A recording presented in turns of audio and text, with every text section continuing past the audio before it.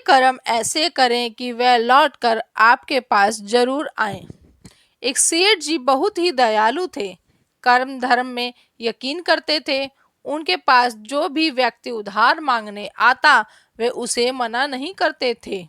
सेठ जी मुनीम को बुलाते और जो उधार मांगने वाला व्यक्ति से पूछते कि भाई तुम उधार कब लौटाओगे, इस जन्म में या फिर अगले जन्म में।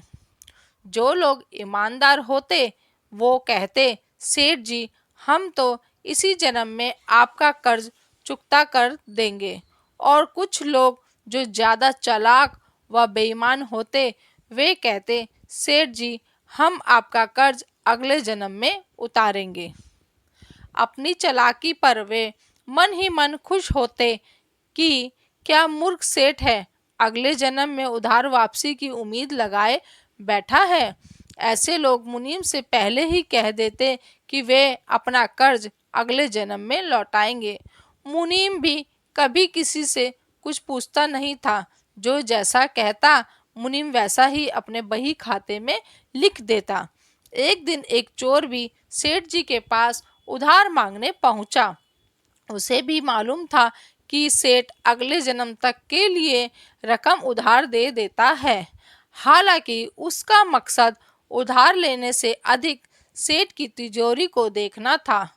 चोर ने सेठ से कुछ रुपए उधार मांगे। सेठ ने मुनीम को बुलाकर उधार देने को कहा। मुनीम ने चोर से पूछा, भाई इस जन्म में लौटाओगे या अगले जन्म में। चोर ने कहा, मुनीम जी मैं यह रकम अगले जन्म में लौटाऊंगा।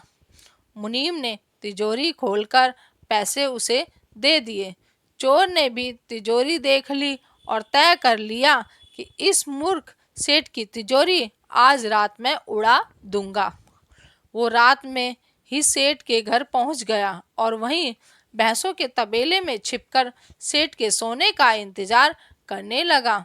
अचानक चोर ने सुना कि भैंसें आपस में बातें कर रही हैं और वह चोर भैंसों की भाषा ठीक से समझ पा रहा है। एक भैंस ने दूसरी से पूछा, तुम तो आज ही आई हो ना बहन। तो उस भैंस ने जवाब दिया, हाँ आज ही सेठ के तबेले में आई हूँ। सेठ जी का पिछले जन्म का कर्ज उतारना है। और तुम कब से हो यहाँ? उस भैंस ने पलटकर पूछा तो पहली वाली भैंस ने बताया, मुझे तो 3 साल हो गए हैं बहन। मैंने सेठ जी से कर्ज लिया था यह कहकर कि अगले जन्म में लौटाऊंगी। सेठ से उधार लेने के बाद जब मेरी मृत्यु हो गई तो मैं भैंस बन गई और सेठ के तबेले में चली आई। अब दूध देकर उसका कर्ज उतार रही हूँ। जब तक कर्ज की रकम पूरी नहीं हो जाती तब तक यहीं रहना होगा। चोर ने जब उन भैंसों की बातें सुनी तो होश उड़ गए और वहां बंधी भैंसों की ओर देखने लगा। वो समझ गया कि उधार चुकाना ही पड़ता है, चाहे इस जन्म में या फिर अगले जन्म में उसे चुकाना ही होगा। वह उल्टे पांव सेठ के घर की ओर भागा और कर्ज उसने जो लिया था उसे फटाफट मुनीम को लौटाकर रजिस्टर से अपना नाम कटवा लिया। हम सब इस दुनिया में इसलिए आते हैं क्योंकि हमें किसी से लेना देना होता है तो किसी को देना।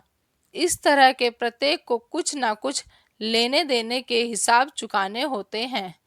इस कर्ज का हिसाब चुकता करने के लिए इस दुनिया में कोई बेटा बनकर आता है तो कोई बेटी बनकर आती है, कोई पिता बनकर आता है तो कोई माँ बनकर आती है, कोई पति बनकर आता है तो कोई पत्नी बनकर आती है, कोई प्रेमी बनकर आता है तो कोई प्रेमिका बनकर आती है, कोई मित्र बनकर आता है तो कोई शत्रु बनकर आता है, कोई पड़ोसी बनकर आता है तो कोई रिश्तेदार बनकर आता है।